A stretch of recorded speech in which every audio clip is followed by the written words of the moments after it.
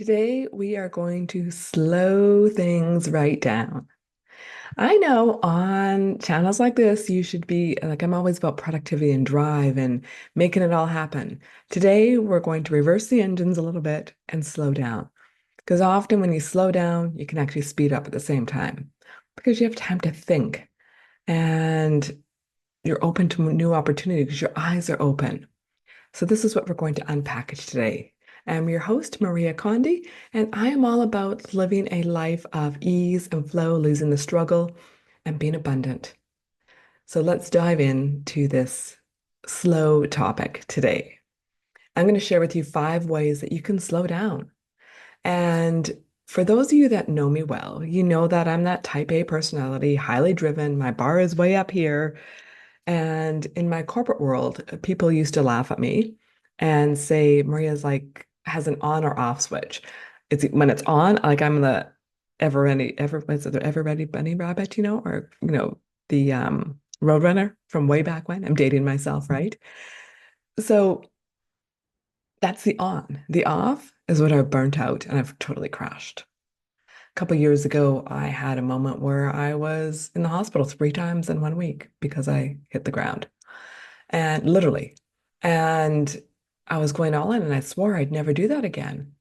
After I left my corporate world, I realized how burned out I was. There's some things I'm going to dive into more over time, and you're going to learn a lot more over time with me because I'm going to share that journey a lot more and do a bigger, deeper dive into it because I think a lot of people really need to slow down. And, there's a lot of it has to do with mindset. There's one thing, think about a heart surgeon or somebody who works in a trauma center. They go from patient to patient to patient. And yes, they probably have some own internal stuff, but they're not doing the burnout. You can see them work until many later years in their life.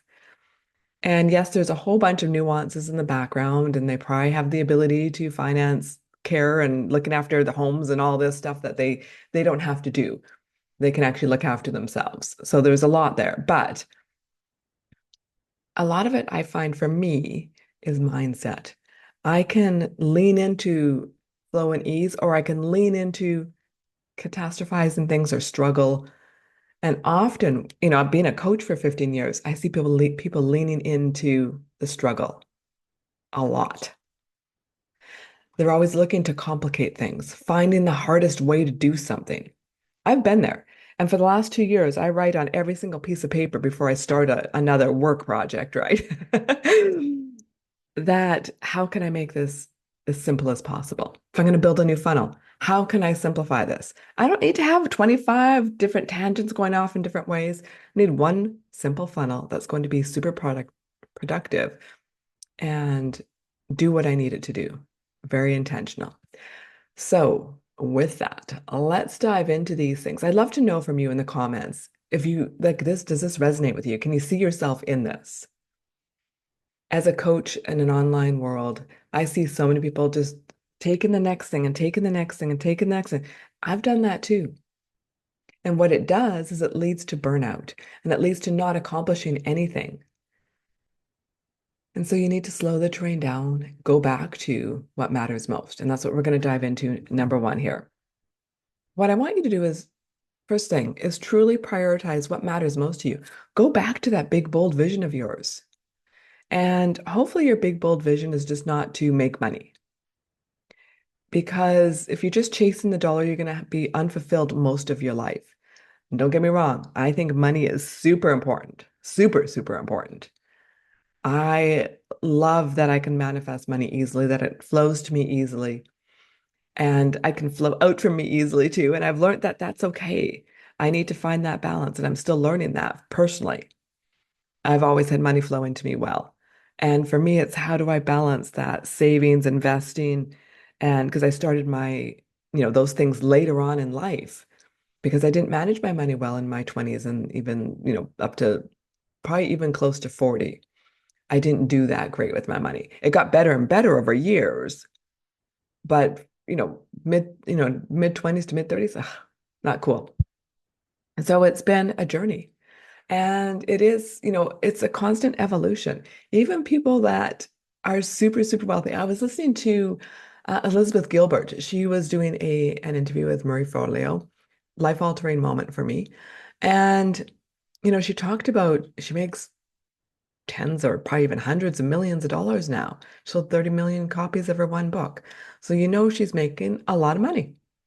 And she talks about the mindsets required with that much money.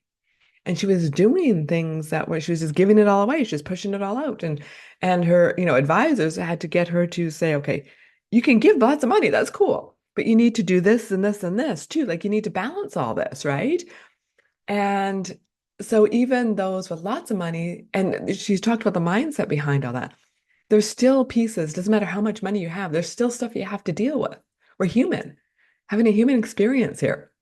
With that, I want you to go back to what matters most to you. What's your deep why? If you don't have a deep why in life, I'd really suggest that you work on that, not work, but sit with that for a bit, meditate on it, allow it to come into you, look around you. What matters most to you? What are those passion things in your life? When I do I have a course called Multi-Passion Profits. And one of the things we do, a little snippet I do, is I get them to go into a bookstore. What's the first thing you gravitate to when you go into a bookstore? I did that this last Sunday with myself. I find comfort in a bookstore. Like it's my cozy spot, right? If I want to just go chill, that's what I do. I go to a bookstore. So I went in there and it was really interesting because I usually gravitate towards cookbooks or self-help or magazines. Those are sort of my things that I go to. In my store, there's things like what's the word? Lifestyle things. So there's yoga mats and there's kitchenware and things like that too. This time, I kept going back to this one section and it was all about slowing down. And it's been a passion of mine for the last probably year in particular, 18 months, to consciously live intentionally slowing down in everything that I do. I had to have a really deep why.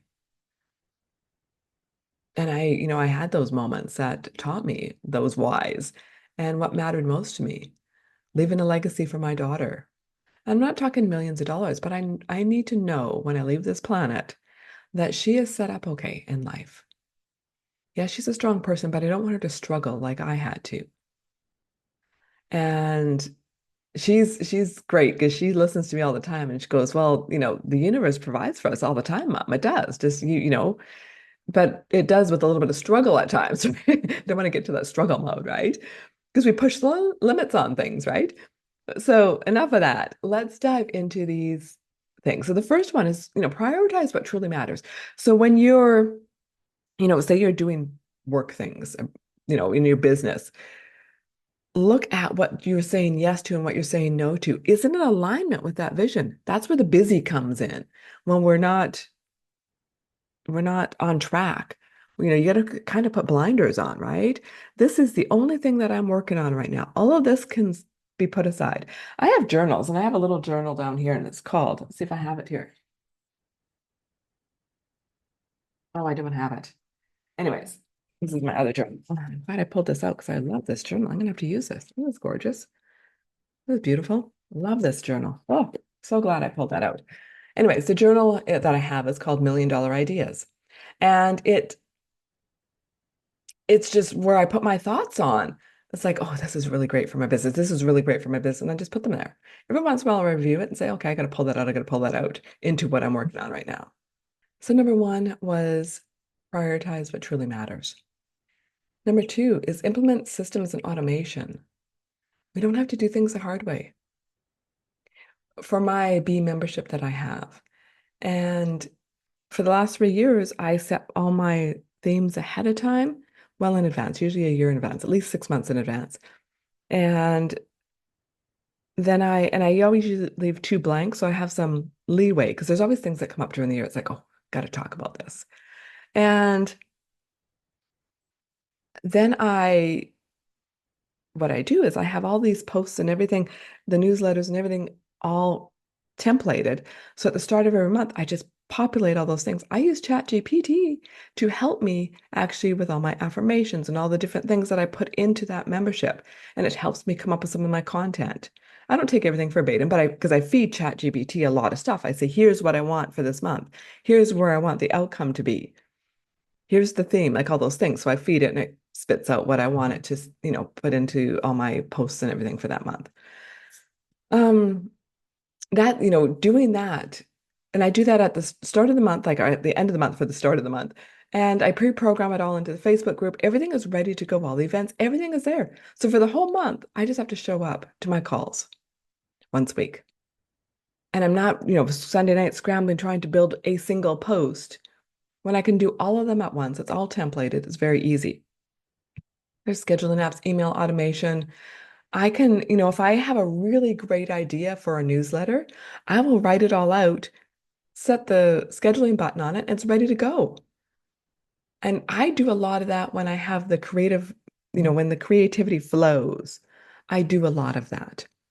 And because a lot of the work that I do is on the creative side.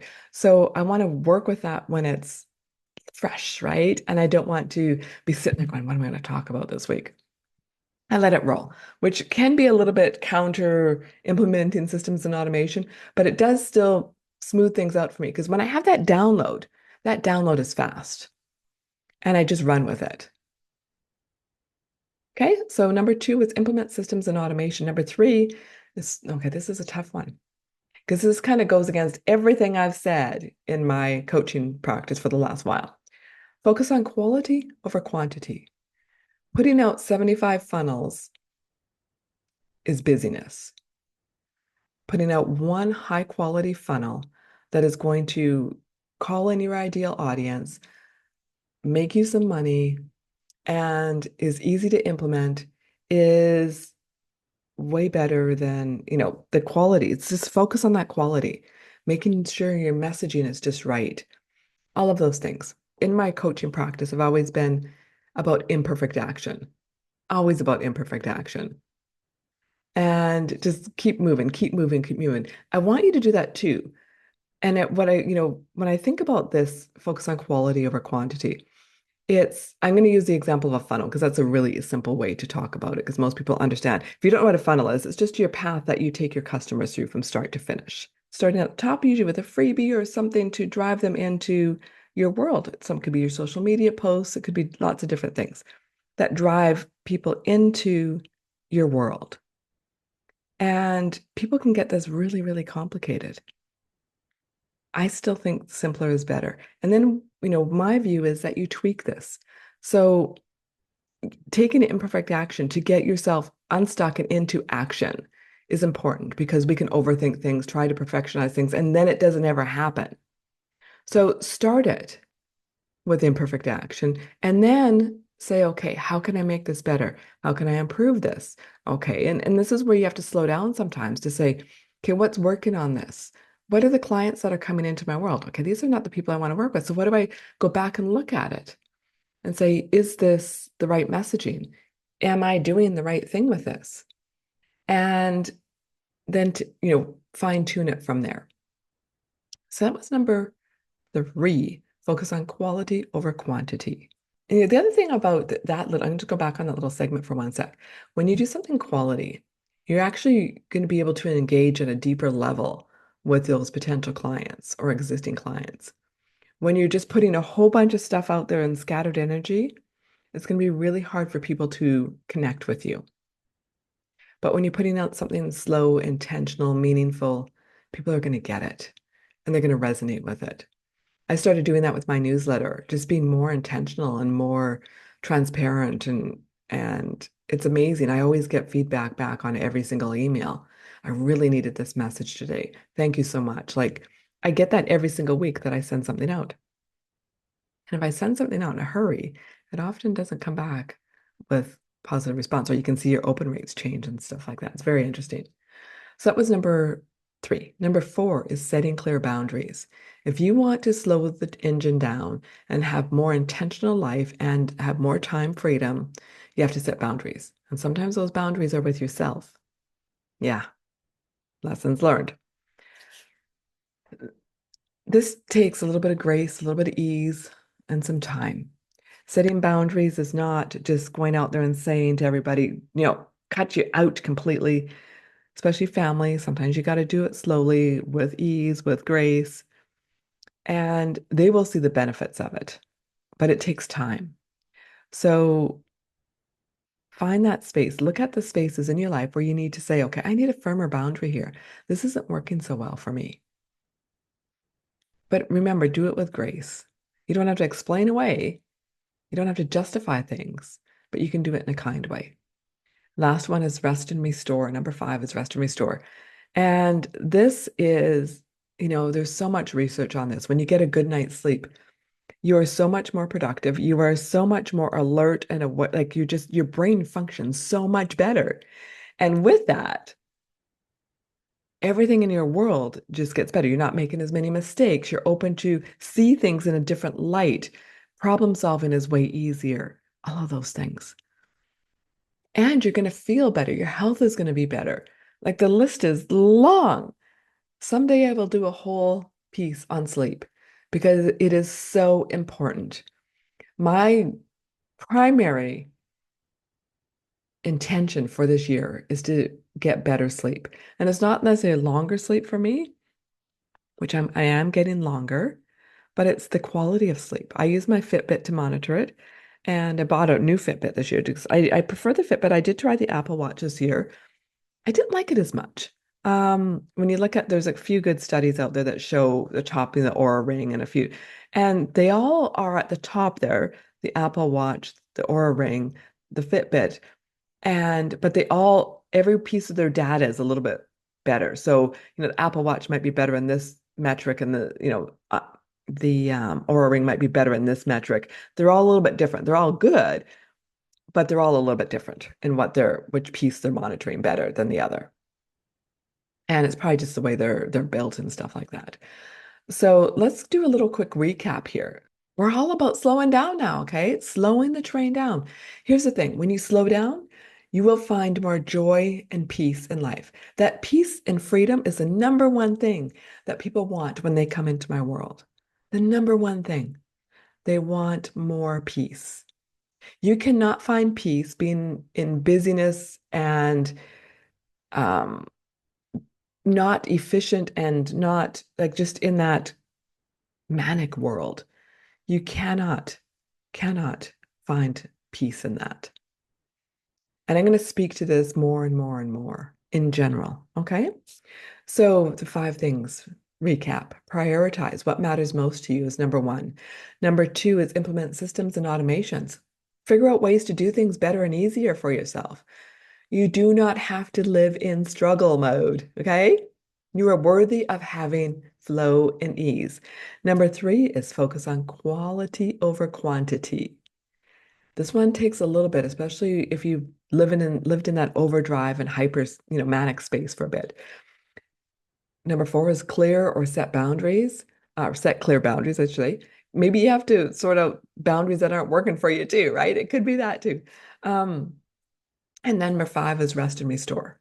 I love rest and restore. And it has been on top of my mind for the last 18 months. And I strive for more and more and more of it all the time. And I see the benefits of it in my life, in my health, in my family, my relationships. Everything gets better and better when I do that. I hope you have got some good value out of today's session. I would love to know how this resonates with you. Like, where do you see yourself in this world of overdrive and being busy but not necessarily productive, not having that time freedom that you want? Love to hear from you in the comments. With that, if you love this, I'd love for you to like and subscribe so I can bring out more and more content of this, and it helps it reach other people, not just you. I hope you have an amazing, amazing day.